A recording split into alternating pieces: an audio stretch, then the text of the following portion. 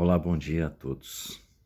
Hoje, uma segunda-feira, 12 de junho de 2023. Queria falar um pouquinho a respeito de um assunto que muitas pessoas buscam saber, né? Eu mesmo estou entre elas, mas é algo que está relacionado ao nosso futuro, né? Ao futuro da humanidade, o que vai acontecer. Isso é natural porque nós vivemos num mundo que, se você analisar de forma global, né, as nações, por exemplo, agora está tendo uma guerra já que perdura por 1 ano e 2 meses, né, a Rússia e a Ucrânia. Mas tem outras guerras, né, muitas guerras. É que essa aí agora ela é recente e está envolvendo muitos debates e também muitas vidas foram ceifadas, claro, como toda guerra, destruindo muito patrimônio ali na Ucrânia, né? E é lógico, a Ucrânia revidando. Mas a questão muitos se perguntam, puxa vida, mas afinal de contas, será que Deus, ele tá... Primeiro que muitas pessoas não creem que Deus existe, né? Já começa por aí. Mas considerando aqueles que creem, será que tem alguma base para saber se Deus de fato se importa com o que está acontecendo conosco aqui na Terra? Aqueles que são privados de comida, aqueles que não têm assistência da saúde, aqueles que, por exemplo, não têm famílias, aqueles que, por exemplo, são explorados pelos poderosos, né? Em todos os lugares do mundo existe a exploração, né? Existe a exploração sexual, existe a exploração de menores, existe a exploração de pessoas que trabalham como um serviço análogo, né? Quer dizer, comparado ao da escravidão. Isso acontece no Brasil direto, né? Isso acontece no mundo inteiro. Existem o tráfico de órgãos humanos, onde muitos poderosos, e quando falo poderosos é em todos os sentidos, político, né? Religioso, também pessoas que fazem parte dos serviços jurídicos, né? Do mundo, né? Os juízes que se deixam vender, né? Claro. Isso é do humano, né? Existem pessoas de todos os níveis e em todos os níveis existem corruptos e pessoas que não têm escrúpulo, não têm amor à bondade. Está escrito na Bíblia, né? Quem crê na Bíblia, que é a palavra de Deus e de fato pelo menos para mim isso acontece e a Bíblia diz que seria natural. Nós vivemos numa época que, se você pegar o livro de Apocalipse, muitas pessoas têm medo, né, do livro de Apocalipse. Mas lá, o apóstolo João, ele recebe uma visão, né, que Cristo fala para ele a respeito das 7 igrejas da Ásia. Muitas pessoas perguntam, o que será que é isso, né? Essas 7 igrejas. Na verdade, elas mostravam que eram igrejas de locais, por exemplo, a igreja de Éfeso, né? De Esmirna, Tiatira, Pérgamo, né? Filadélfia. Então, essas igrejas, elas na verdade, Laodiceia, elas queriam, correspondem a períodos, os períodos que a igreja ou o testemunho cristão da terra, né? Como seria esse testemunho cristão? Nós estamos no último, que é Laodiceia. Então, tá terrível, né? A gente observa, muitas pessoas se escandalizam e falam assim, nossa, mas aquele é pastor, aquele lá é padre, aquele lá é bispo, enfim, muitas pessoas que têm a fachada de cristão, né? De pessoa honrada, de pessoa devota a Deus, né? Mas é algo assim, por trás dos bastidores, essas pessoas estão cheias de crimes, de coisas que é totalmente contra aquilo que Jesus veio falar a respeito daquilo que é, né, a mensagem do Evangelho e o que uma pessoa que tem uma nova personalidade, que nasceu do Espírito, deveria estar fazendo. Mas isso não deve ser nenhum tipo de choque, né? Na verdade, a igreja de Laodiceia, né, que é o último estágio da igreja do testemunho cristão na Terra, Jesus fala lá que ela não é nem quente, nem fria. E ele estava, Jesus, a ponto de vomitá-la da boca. Imagina algo que você olha para aquilo e você sente vontade de vomitar. Você tem assim consegue visualizar isso? Acho que não precisa de uma palavra mais que melhor descreva, né? Qual que é a sensação do Filho de Deus, Jesus Cristo, o Rei, de falar a respeito da condição lastimável do último estágio da igreja na Terra, né? Essa igreja não é o corpo de Cristo, é o testemunho cristão, é diferente, né? Porque o corpo de Cristo é a reunião dos salvos, né? Aqueles que são salvos por Cristo. Não professo, não é aquele que fala assim, como posso falar agora, eu sou cristão. Sim, eu posso, como eu estou falando a respeito da Bíblia, então, olha, Josué é cristão, uau. Mas, de fato, quem é que é a pedra de toque para confirmar se eu sou aquele que vive e não só aquele que fala Senhor, Senhor? É a palavra de Deus. E ele lê os corações e as mentes. Então, nada escapa. Mas, voltando à questão da data, né? Eu dei muita volta.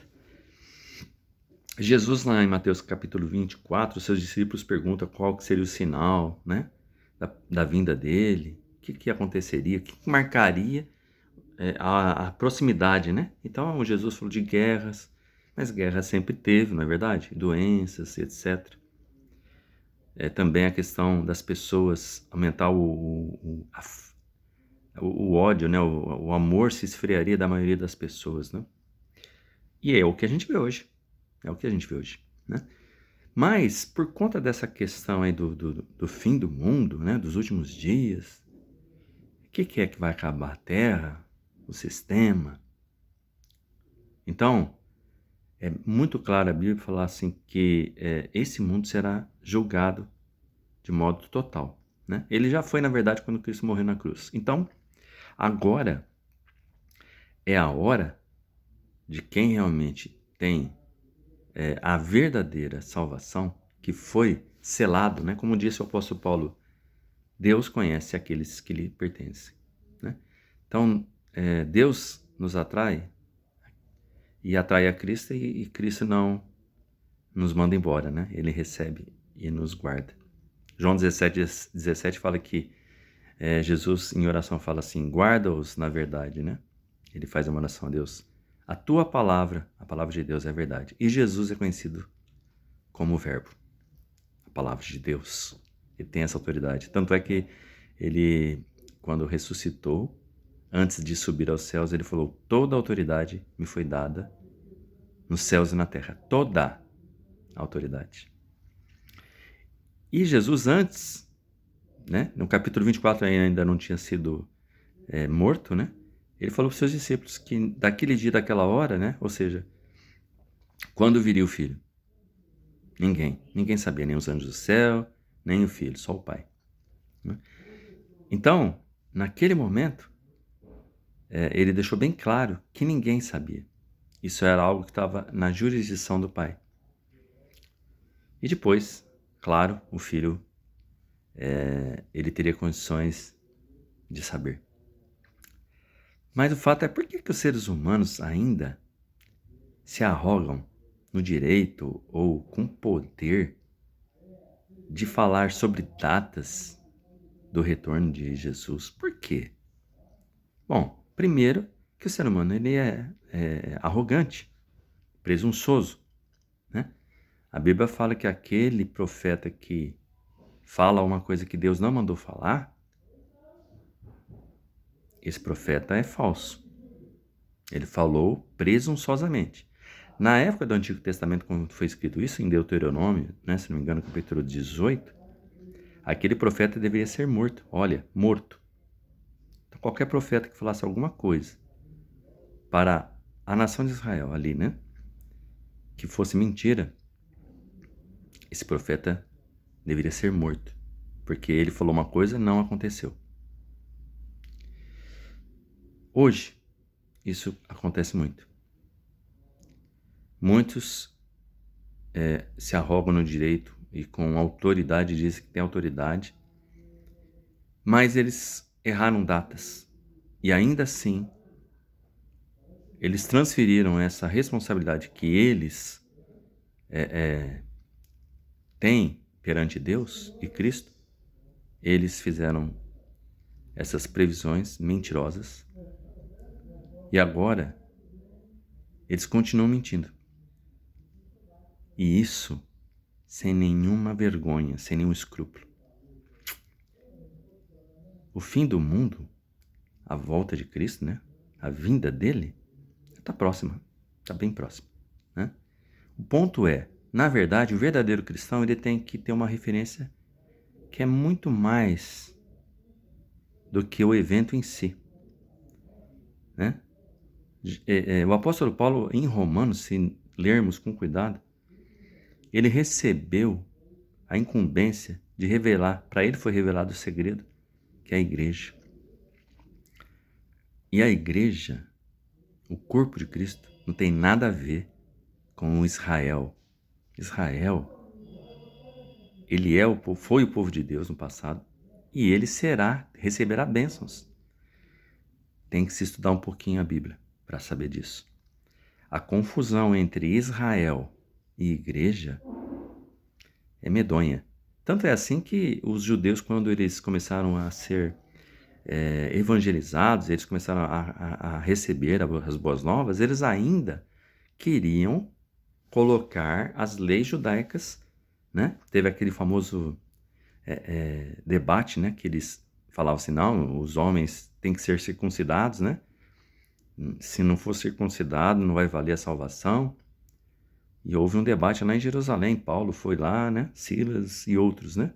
Pedro falou, Tiago. Porque aqueles judeus, na cabeça deles, eles achavam que a lei ainda valia. Jesus é o fim da lei. Que lei? A lei judaica, a lei que Moisés recebeu de Deus. Essa lei era tutor para levar a Cristo. Ela não tem valor nenhum. Qualquer que seja o tipo de regra, né? Ah, vou guardar o sábado, não pode comer carne de porco, e não pode, sabe, leis lá do Antigo Testamento, né? Temos que dar dízimo. É umas conversas, tem que ser, é falta de conhecimento, a falta do conhecimento. Mas pior do que isso, pior do que a falta do conhecimento, é aqueles que deturpam o conhecimento por causa do egoísmo que tem. E esse egoísmo porque eles querem ter poder na mão. E hoje está cheio disso. Hoje nós vivemos a época da cristandade, né? A diferença entre cristianismo e cristandade. Qual que é a diferença? Vou repetir. A diferença entre cristianismo e cristandade é a seguinte. Como disse já alguns sábios, cristianismo é a neve pura que desce do céu. Percebeu? Pensa, uma neve descendo do céu, branquinha, pura, sem misturar com nada. Agora, quando essa neve cai na terra, mistura com a terra. Quando a neve cai na terra, mistura com a terra. Vira aquele barro, aquele lamaçal. Aí, essa é a cristandade. Em 2 Timóteo, Paulo fala a respeito da grande casa de Deus, que tem vasos de honra e vasos de desonra. Hoje nós vivemos essa época. Mas, bem breve, haverá Jesus. Ele descerá com voz do arcanjo, né? Haverá o arrebatamento. E esse arrebatamento é para levar com ele aqueles salvos que creram no seu nome, porque ouviram as boas novas do Evangelho. O Evangelho fala a respeito da morte de Cristo, que ele tirou o pecado do mundo, levou os nossos pecados na cruz. E agora, aquele que ouviu essa palavra, essas boas novas, o Evangelho é boas novas, né? Aquele que creu naquele que enviou Jesus, que creu em Deus, agora ele tem a vida eterna. Ele não entrará em juízo, mas passou da morte para a vida. Então, todos aqueles que forem arrebatados, eles não passarão pela grande tribulação. Já começa por aí. E aí sim, Depois de um certo tempo do arrebatamento, haverá um período, assim, terrível, né? Mas isso fica talvez para uma próxima vez. O ponto muitos comercializam a palavra de Deus, fazem negócios com os cristãos, e fazem mesmo. Eles fazem negócios de todos os tipos. A gente não precisa ir longe, né? É só você ligar a televisão, você ouve muitos que se dizem cristãos, são professos, né? E muitos desses estão em posição de liderança de muitos movimentos religiosos importantes, e eles são como lobos vestidos de pele de ovelha. Falam macio, mas são hipócritas e são realmente malignos. Cuidado com essas pessoas. Primeiro você tem que perceber aquilo que aquela pessoa está falando. Não é porque ele está falando que Jesus, ama Deus, não quer dizer que ele realmente seja um verdadeiro cristão. Fique atento, leia a Bíblia todos os dias, peça ajuda a Deus, o Espírito Santo, e peça que realmente Cristo o ajude na questão de você ser salvo. Porque se você ouviu a palavra, você creu naquele que enviou Jesus, você entende que você não tem condições de se salvar. Você não pode fazer nenhuma boa obra, né? O apóstolo Paulo falou que não há como. Então, antes que chegue, ou melhor dizendo, antes que fique muito tarde, tarde demais, melhor dizendo, comece nesse caminho, né? João 3,16. Deus amou o mundo, tanto as pessoas, né, que deu seu Filho unigênito para que todo aquele que nele crer não pereça, mas tenha vida eterna. Então, assim, não é para todo mundo, é para todo que nele crer, para todo que crer no sacrifício que Cristo fez. É para esses. Jesus falou: vim para os pecadores. Para aqueles que se acham bons demais, né? Como aquele homem fariseu que batia no peito lá no templo, falando: obrigado, Senhor, porque eu sou muito bom, eu sou demais, não sou igual a esse publicano, pecador, que não dá o dízimo, que não faz isso, não faz aquilo. Quem é que falou, aonde está escrito na Bíblia, que nós temos que fazer alguma coisa para obter a nossa salvação? Cristo já fez. Então, se nós cremos em Cristo, ouvindo as boas novas, nós já temos a salvação, temos a vida eterna, não vamos entrar em juízo, mas passamos da morte para a vida. Então, qual é a preocupação que a gente vai ter? A gente agora descansa no favor de Deus por meio de Cristo. Grande abraço.